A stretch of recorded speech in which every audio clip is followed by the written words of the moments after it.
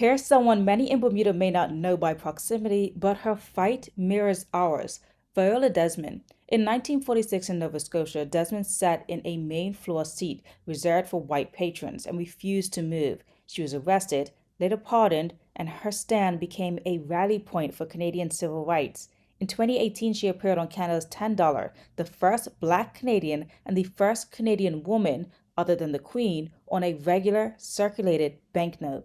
Last week in Toronto, at a tribute for Viola Desmond Day, November 8th, Juno Award winner Judy Black spoke. Members of Viola's family sat front row, a reminder of how art spaces can become spaces of justice. So here in Bermuda, we know this story: segregation, theaters, and courage. The 1959 theater boycott. However, our segregation looked different. After emancipation, many public venues, post offices, hospitals, theaters, schools, hotels, restaurants, workspaces were classified as private, when in reality it was whites only and business as usual. Black legislators like Dr. E.F. Gordon, Sir Edward Richards, Russell Pierman, and Weasley Bibb Tucker pushed back but were outvoted. They couldn't force change. In a blog written by Florence Maxwell, Bermudian author and storyteller, she retells the story of how there were early cracks to dismantle segregation. In 1951, Georgine Hill. She challenged the Bermudian Theatre Club's exclusion and won broader access. But the historical standout was a small, disciplined circle that formed the progressive group, choosing secrecy and nonviolent pressure that brought crowds in cinema doors.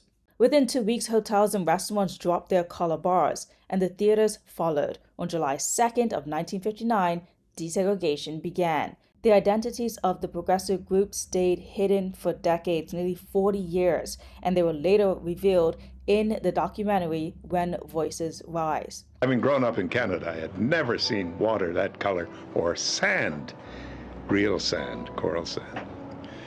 Now, as far as the place is concerned,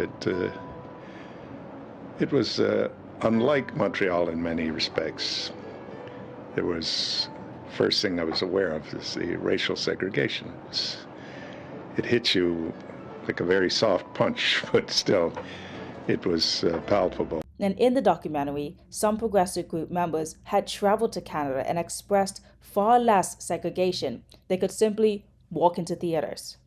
I was in a mainly white country, Canada.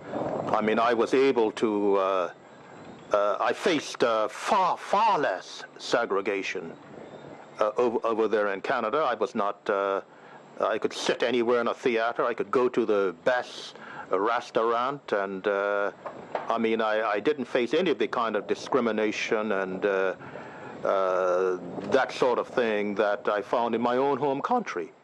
This contrast was galvanizing.